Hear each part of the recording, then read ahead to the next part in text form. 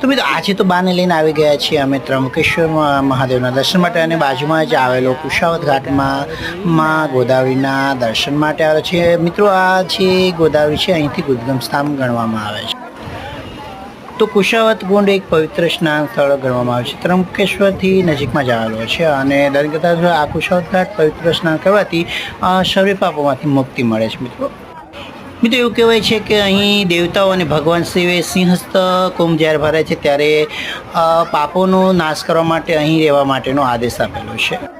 મિત્રો બ્રહ્મા વિષ્ણુ મહેશ જે લિંગમાં સમાયેલ છે તે ત્રંબકેશ્વર મહાદેવના બાજુમાં જે દર્શન કરવા માટે ગયેલા, ખૂબ જ મજા આવી। અને મિત્રો ત્યારબાદ અમે નાસિક માટે જે ગોદાવરી સ્નાન આવે જે રામઘાટ ત્યાં માટે રવાના થયા।